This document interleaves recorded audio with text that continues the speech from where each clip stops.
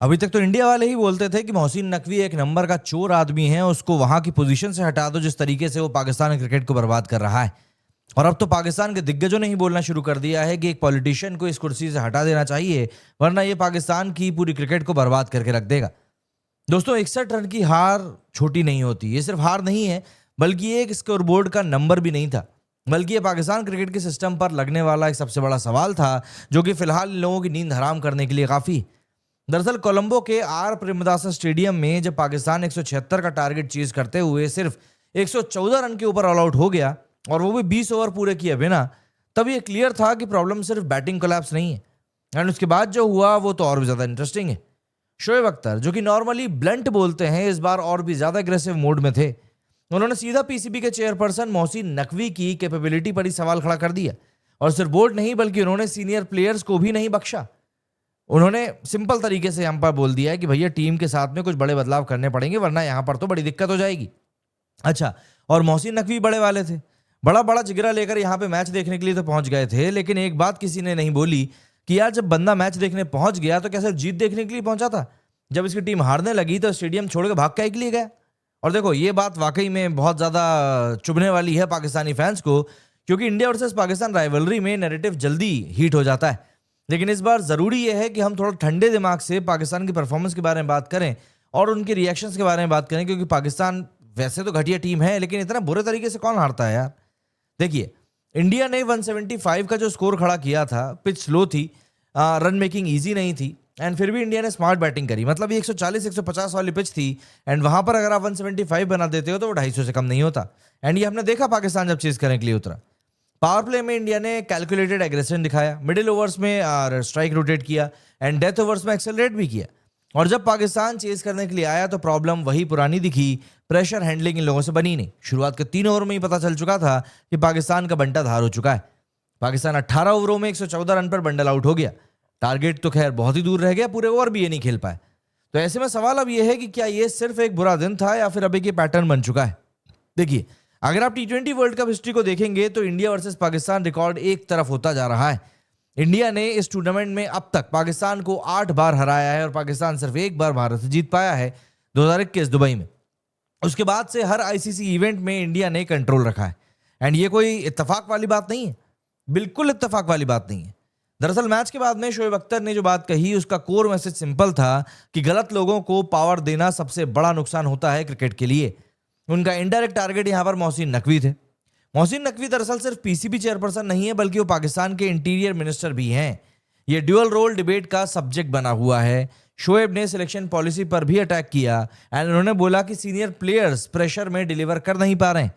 नाम डायरेक्टली नहीं लिया, लेकिन उनका मतलब सीधे सीधे शादाब खान, बाबर आजम एंड शाहीन शाह अफरीदी पर था। अब देखिए, यहां पे बैलेंस बहुत जरूरी है। क्या बाबर टैलेंटलेस है? शायद नहीं। क्या शाहीन वर्ल्ड क्लास बॉलर नहीं है? शायद नहीं। लेकिन इशू यहां पर टैलेंट का नहीं है, इशू यहां पर कंसिस्टेंसी अंडर प्रेशर का है।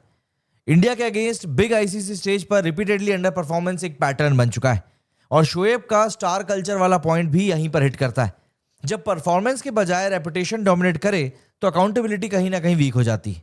एंड ये सबसे बड़ा कारण, यही कारण है कि शाहिद अफरीदी ने भी ऑन कैमरा आकर कहा कि मेरा जो दामाद है शाहीन शाह अफरीदी, उसे, बाबर आजम को एंड शादाब खान को टीम से बाहर निकाल देना चाहिए, क्योंकि ये लोग टीम के लिए खेल नहीं पा रहे हैं। इसके अलावा आप इस बात को समझिए कि मोहम्मद यूसुफ, जो कि एक पुराने क्रिकेटर रह चुके हैं पाकिस्तान के, जो कि पहले यूसुफ योहाना नाम रखते थे, बाद में उन्होंने मोहम्मद यूसुफ नाम कर लिया, उन्होंने और ज्यादा स्ट्रॉन्ग स्टेटमेंट दिया। उन्होंने बोला कि जब तक पॉलिटिकल इन्फ्लुएंस और पर्सनल एजेंडा सिस्टम से नहीं निकलेगा, पाकिस्तान क्रिकेट कभी वापस नहीं आ सकता। ये थोड़ी सी लाइन्स हैवी जरूर है, और इसमें वेट तब और बढ़ जाता है जब आप मैच से पहले का ड्रामा याद करते हैं। पाकिस्तान गवर्नमेंट ने इनिशियली इंडिया के खिलाफ मैच बॉयकॉट करने की बात कही थी, फिर उसके 8 दिन बाद स्टांस को रिवर्स कर दिया। इसका इंपैक्ट ड्रेसिंग रूम पर होता है, प्लेयर्स कंफ्यूज हो जाते हैं, फोकस कहीं ना कहीं शिफ्ट हो जाता है। एंड जब एडमिनिस्ट्रेटिव स्टेबिलिटी नहीं होती है तो क्रिकेटिंग प्लानिंग पूरी तरीके से सफर करती है। इसके ऊपर दिल्ली पुलिस ने भी ट्वीट करते हुए कहा कि पाकिस्तान ने गलत जगह से यू टर्न ले लिया था, इसीलिए उनका सामना हार से हुआ। इस वक्त पाकिस्तान मस्ट विन सिचुएशन में है। अगला मैच उनका नामीबिया के खिलाफ होना है, और उनको वो किसी भी हाल में जीतना पड़ेगा, वरना उनके ऊपर एलिमिनेशन का खतरा बढ़ता जा रहा है। ये प्रेशर भी सिस्टम की वजह से ही क्रिएट हुआ है।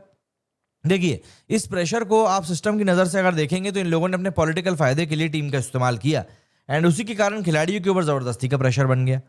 इनकी इन सब चीज़ों में कहीं ना कहीं एक राइवलरी करके शब्द भी बार बार आता है। एंड इसके ऊपर वकार यूनिस जो कि कमेंट्री बॉक्स में थे, जब उन्होंने इंडिया को डोमिनेशन की याद दिलाई और तो उन्होंने कहा कि ऑलराइट इनफ, उनकी आवाज़ में एक फ्रस्ट्रेशन था।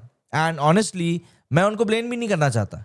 90s और अर्ली 2000 में इंडिया वर्सेस पाकिस्तान अनप्रिडिक्टेबल होता था, थ्रिल होता था, टेंशन होता था, इक्वल फाइट होती थी। लेकिन अब क्या हो रहा है? इंडिया प्रिपेयर्ड होता है, पाकिस्तान रिएक्टिव होता है, इंडियन स्क्वाड कंटिन्यूसली मेंटेन किया जाता है एंड पाकिस्तान हर 6-8 महीने में अपनी नई टीम बना लेता है। स्टेबिलिटी बहुत ज़्यादा मैटर करती है। इंडिया के आईसीसी विन लिस्ट की अगर हम लोग बात करें, 2007 में हम जीते, 2009 में हम जीते, फिर 12, फिर 14, फिर 16, फिर 22, फिर 24, फिर 26, मतलब कंटिन्यूसली हम लोग जीते हैं। सिर्फ 16 से लेकर 22 में के बीच में एक 8 साल का 6 साल का गैप आया था बस। कंसिस्टेंसी रैंडम नहीं होती बल्कि सिस्टम क्रिएट करता है। वहीं मोहम्मद कैफ ने भी यहाँ पर अपने आप को कंट्रोल नहीं किया। ये एक इंटरेस्टिंग एंगल है। दरअसल कैफ ने शोएब को इनडायरेक्टली काउंटर किया।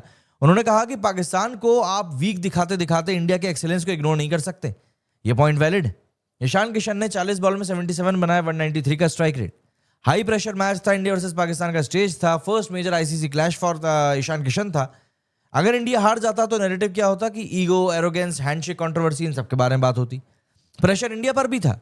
लेकिन जब इंडिया जीत गया तो कन्वर्सेशन क्या हो रहा है साहब कि पाकिस्तान की वीकनेस पूरी तरीके से एक्सपोज हो गई। इंडिया की टैक्टिकल क्लैरिटी मेंशन नहीं होती है, बॉलिंग डिसिप्लिन मेंशन नहीं होता है, फील्ड प्लेसमेंट्स मेंशन नहीं होते हैं। कैफ का कहना है क्रेडिट देना भी जरूरी है जहां पर टीम इंडिया अच्छा खेल रही है, और मैं इस बात से पूरी तरीके से एग्री करता हूं। सबसे बड़ी बात आप ये समझिए, पाकिस्तान क्रिकेट में टैलेंट की कभी कमी नहीं थी। Fast bowler, stroke makers, raw energy, सब कुछ था। प्रॉब्लम है वहां आपके गवर्नेंस में। फ्रीक्वेंट चेयरपर्सन चेंज होते रहते हैं, सिलेक्शन इनकंसिस्टेंसी रहती है, पॉलिटिकल नॉइज रहती है, मीडिया का प्रेशर रहता है, और जब सिस्टम अनस्टेबल होता है तो प्लेयर सर्वाइवल मोड में चले जाते हैं। इंडिया का मॉडल अगर आप देखेंगे तो सेंट्रल कॉन्ट्रैक्ट क्लियर होता है, डोमेस्टिक स्ट्रक्चर स्ट्रांग है, कैप्टन ट्रांजिशन प्लान रहता है एंड कोचिंग सेटअप कंसिस्टेंट रहता है। इसलिए जब एक प्लेयर ड्रॉप होता है तो सिस्टम कोलैप्स नहीं करता। पाकिस्तान में हर जगह पर भूकंप जैसे झटके पड़ रहे हैं। मतलब आप समझिए कि ये टीम संभल ही नहीं पा रही है। मैं ये नहीं कह रहा हूं कि पाकिस्तान की क्रिकेट खत्म हो चुकी है, बिल्कुल नहीं। लेकिन जब शोएब अख्तर और मोहम्मद यूसुफ के साथ साथ वकार यूनिस जैसे बड़े बड़े लेजेंड्स ये ओपनली गवर्नेंस पर सवाल उठाने लगे तो वो सिर्फ फ्रस्ट्रेशन नहीं होता बल्कि वो वार्निंग होती है। इंडिया ने जो डोमिनेंस क्रिएट किया है वो सिर्फ पाकिस्तान की वजह से है, सिर्फ पाकिस्तान की वजह से नहीं है बल्कि वो अपने स्ट्रक्चर की वजह से है। और जब तक पाकिस्तान क्रिकेट पॉलिटिकल नॉइज से बाहर नहीं निकलेगा, आईसीसी स्टेज पर यह गैप बढ़ता ही जाएगा।